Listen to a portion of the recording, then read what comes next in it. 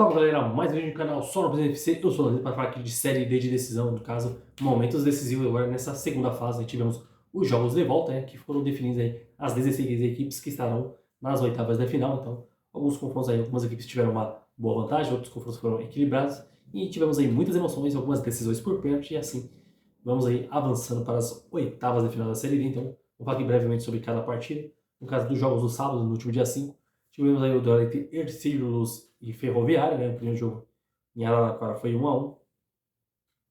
E no caso aqui do jogo em Santa Catarina, né? No caso, a equipe da Ferroviária saiu na frente ali com o Antônio Gabriel aos 3 minutos. Aí depois, na segunda etapa, gols ali do Giovanni Albuquerque e do Vitinho.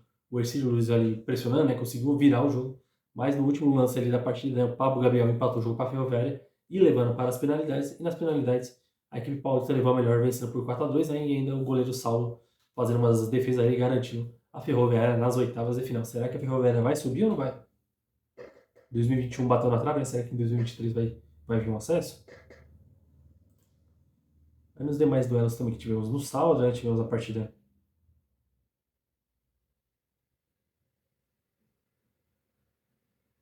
o Atlético, né, contra o Brasiliense, né, no caso aí, jogo empatado em 0-0, né, o primeiro jogo a equipe mineira venceu em Brasília por 2-0 e assim garantiu a sua vaga para as oitavas de final. Também tivemos o duelo entre Patrocinense e Brasil de Pelotas, né, onde, no caso ali, o primeiro jogo lá no Rio Grande do Sul foi 0-0 e no caso aí o jogo da cidade de Patrocínio em Minas, a equipe mineira acabou levando a melhor, vencendo por 2-1, no caso ali. O Gleison abriu o placar, né, no início da segunda etapa. Poucos minutos depois, o Brasil de Pelotas buscou um empate com o César Henrique.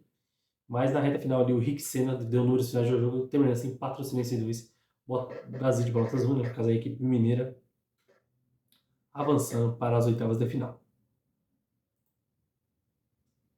Também outro duelo do sábado aqui, também tivemos a partida entre Ceilândia e Vitória do Espírito Santo, né, no caso do primeiro jogo. A equipe capixaba havia vencido por 1-0 e dessa vez aí quem levou a melhor foi a equipe do Ceilândia, vencendo aí por 3-0, no caso aí. A equipe aí que foi líder do grupo 5 acabou aí confirmando ali seu favoritismo ali no confronto e acabou avançando para a próxima fase, né? No caso, o Gabriel Bortoleto ali fez 2 gols da partida e o Luiz Felipe deu números finais do jogo, também assim, Ceilândia 3, Vitória 0, a equipe de Brasília aí, o Gato Preto avançando para as oitavas de final. No outro duelo também que a gente tinha uma equipe como favorita para avançar e acabou avançando foi a equipe da Portuguesa do Rio, aí que venceu o Operário por 4-0. No caso, o primeiro jogo a equipe do Mato Grosso havia vencido por 1-0. Dessa vez, no jogo na Ilha do Governador, a equipe carioca levou a melhor, né? A Zebra, vencendo por 4-0 com gols ali do João Paulo aos 15 minutos, né? Ainda na primeira etapa ali, o Anderson Rosa no primeiro marcador. E no segundo tempo, com gols ali do Douglas Silva e do Romarinho, Portuguesa fechou o placar, terminando assim, Portuguesa 4, Operário 0, avançando para as oitavas de final. Aí, no caso, o Português e Atlético, né, do grupo 5 ali, quer dizer, do grupo 6 que avançaram para a próxima fase. E além desse duelo também, né, no caso aqui dos jogos do sábado, tivemos a partida entre Bahia de Feira e Potiguar, né, no caso, o primeiro jogo a equipe do Rio Grande do Norte havia vencido por 1-0, e no jogo da volta o Bahia venceu também pelo mesmo placar, né, no caso ali o Tony Galego fez o único gol da partida, e nas finalidades o Bahia acabou levando a melhor, vencendo por 7-6 e assim avançando para as oitavas de final.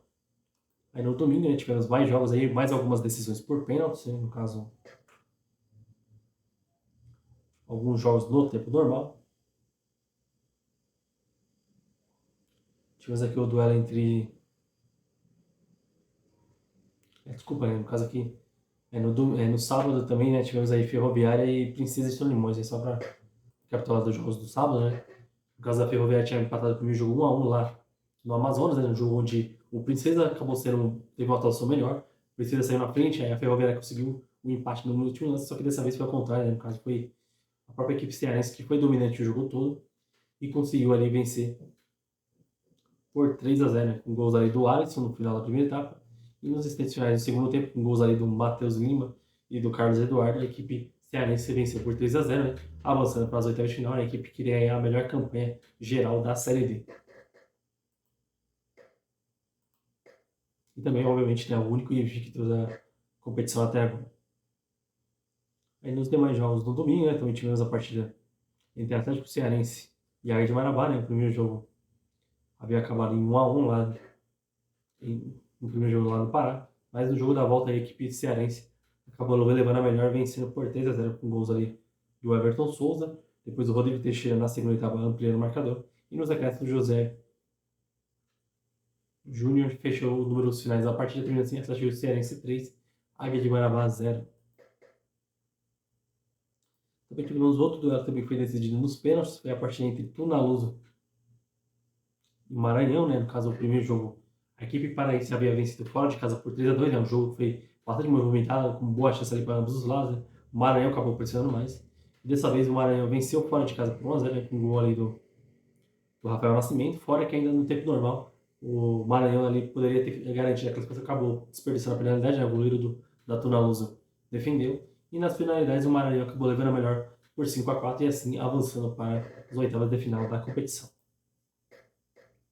Também tivemos o duelo entre Nacional e Parnaíba, né? O primeiro jogo onde a equipe piauiense havia vencido por 2-0, só que dessa vez quem levou a melhor foi a equipe do Amazonas, onde ainda no primeiro tempo ele já igualou o placar, né? No caso, abriu ali um gol aí do Matheus Sacramento aos 7 minutos da primeira etapa. Depois o Francisco Giovanni fez o segundo gol. E na segunda etapa, o mesmo Francisco novamente fez ali o segundo dele do jogo e o terceiro do Nacional. E assim avançando para a próxima fase. Também tivemos uma equipe que surpreendeu aí, que também fez uma boa campanha na primeira fase, né? E também surpreendeu agora nessa fase agora foi o Nacional de Patos, né? A equipe paraibana. No primeiro jogo havia empatado ali, quer dizer, havia perdido por 1-0 para o Asa de Arapiraca. E no caso acabou vencendo em casa por 3-1, com gols ali do Ítalo Rogério na primeira etapa, né? Já tinha ali abrido 2-0 de vantagem, né? E com o Pedro Gabriel fez o segundo gol. Depois na segunda etapa o Anderson Lessa ampliando o marcador. E nos acréscimos diminuindo para o Asa, né? O Cristiano deu números finais do jogo, termina assim, Nacional 3, Asa 1, né? No caso aí o Nacional de Patos avançando para as oitavas de final.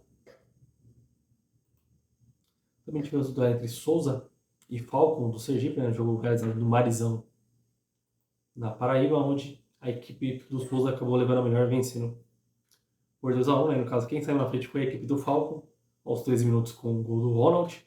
E depois, na segunda etapa, gols aí do Marcelo Duarte e do Alexandre Pontes, a equipe paraibana levou a melhor, vencendo por 2-1 e assim avançando para a próxima fase. No caso aí, duas equipes paraibanas avançando para as oitavas de final. Também tivemos o duelo entre Maringá e Camboriú, né? Jogo, mais um dos jogos aí que terminaram empatados, né? O primeiro jogo foi, foi um empate de 0-0 em Santa Catarina, e dessa vez no estádio Willie Davis em Maringá, também terminou empatado em 1-1, e nas penalidades o Camboriú acabou levando a melhor, vencendo por 6-5 e assim avançando para as oitavas de final.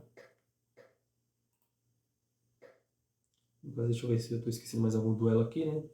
No caso também tivemos Caxias e Inter de Limeira, né? Terminou empatado em 1-1, né? O primeiro jogo o Caxias já havia vencido fora de casa por 1-0 e com o empate aí garantiu a vaga para as oitavas. Também tivemos aí Anápolis 3, Democrata 1, né? O primeiro jogo foi 0-0.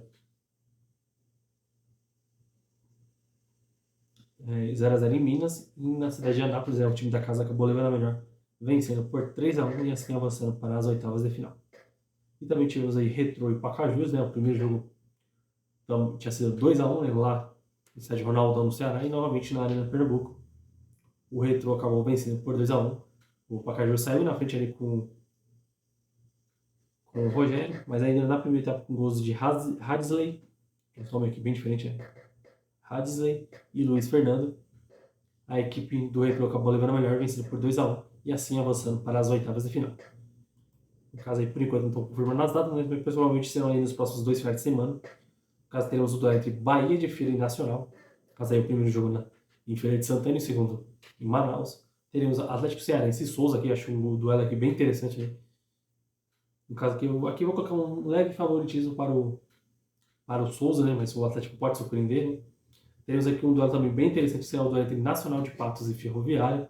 No caso aqui, obviamente, para o confronto, o Ferroviária é o favorito, mas obviamente que a equipe paraibana pode surpreender. Vamos ver quem vai avançar para as quartas. Teremos aí Maranhão e Retrô, eu acho que também vai ser um outro duelo bem interessante.